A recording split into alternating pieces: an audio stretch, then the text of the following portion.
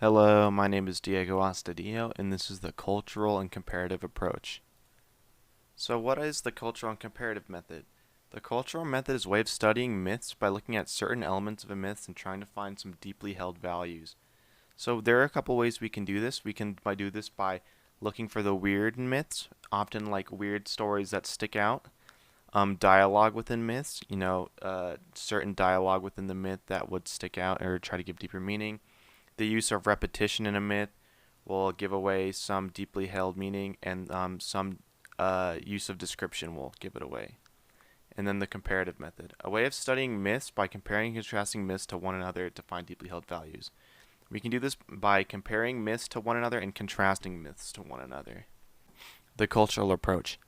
We use the cultural approach to find deeply held values out of the myths explored by looking deeper into the text to find deeper held meanings. In Enema Eilish, we're looking for weird and repeated values within the text. We can first see this with the mistreatment of woman with the repeated line, though a woman's strength is very great, it is not equal to a man's. This line is being used to describe the great warrior Tiamat, and even though in the text it described as glistening, is put down with the repeated use of this line, showing that in ancient Babylonian societies, women were not held as equally as men. We can also see this with the idolization of warriors, with the line honored son, hero, and warrior. All of these attributes are being held on the same tables, that showing that being an honored son, a hero, and a warrior were held very highly in their society. In Genesis, we're looking for dialogue, the weird, and the use of repetition. We can see the use of repetition with the line, and God said, being used multiple times. This is to show that the word of God was held very highly, and that it was basically the law of the land. We can also see this with the dialogue, yes, has God said, you shall not eat of every tree of the garden. This line is showing a deeper meaning into obedience and loyalty, as when Adam and Eve do not eat from the tree of the garden, they are punished heavenly, showing that obedience and loyalty was held very highly in their society. The comparative approach. Using the comparative approach, we can compare and contrast myths to make insights in the myths and the culture that's around them. We can use this method to try to find the differences between the different myths and see what that means towards the people that they reflect upon. Comparing. In Enema Eilish and ancient Greek myths, we can see that in both the myths that they have a king god, in ancient Greek, in this case being Zeus, in Enema Eilish it being Marduk, and that they are both polytheistic. This reflects upon the society that showing that they valued more than one god, and clearly held that a king in value. Though, even though these are comparing, that they have very clearly different ideas towards these gods. With Zeus being kind of feared with the line, often even a whole city suffers for a bad man who sins and devises presumptuous deeds.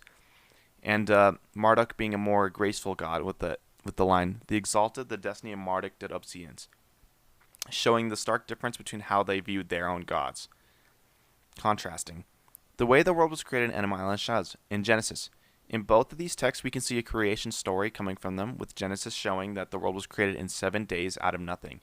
We can see this in the line, and God said, let there be light, and there was light, showing that the word of God is true and that he can create anything out of nothing. In Enema Eilish, we can see a difference between this, with the world was created from the body of Tiamat, a great god. With the line, from her 2 eyes, he let the Euphrates and Tigris flow. This shows a difference in how both of the societies viewed creation, and especially the creation of the world, with especially the Babylonians seeing that the world was created out of something, and especially taking a more materialistic look on the way how the world viewed. The uses of the comparative and the cultural approach. Using these approaches, we can try to better understand the myths and the concepts and especially the cultures they try to represent. Most of these times, we can use these to better understand cultures or people who do not longer exist today. Using these approaches is very important, as most of the time this is the way that we can look into insights of how people thought and how people lived their lives back then. This is very important when comparing and contrasting ancient cultures and our culture of today, where we can see stark differences between the way of thinking and how people acted. This is also very important upon reflecting on our own culture today to see the differences between the people around us. Modern narratives. These approaches can be easily used upon modern narratives to gain the same type of result. We can use these approaches to better understand and dissect the story of Superman and to gain inferences upon our society.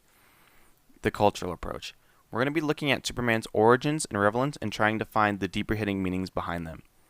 In Superman's story, he is an alien baby from another planet who comes here and grows up as a human. Though he seems human in nature, he's clearly not. He's very much superhuman. He can fly, has superhuman strength, and has heat vision.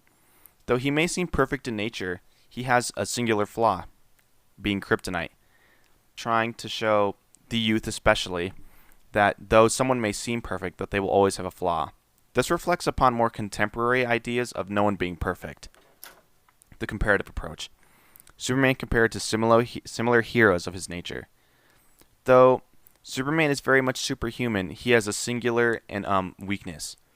This is very different than other heroes of his type, especially ancient Greek heroes, who clearly have no similar weakness like Marduk or Zeus.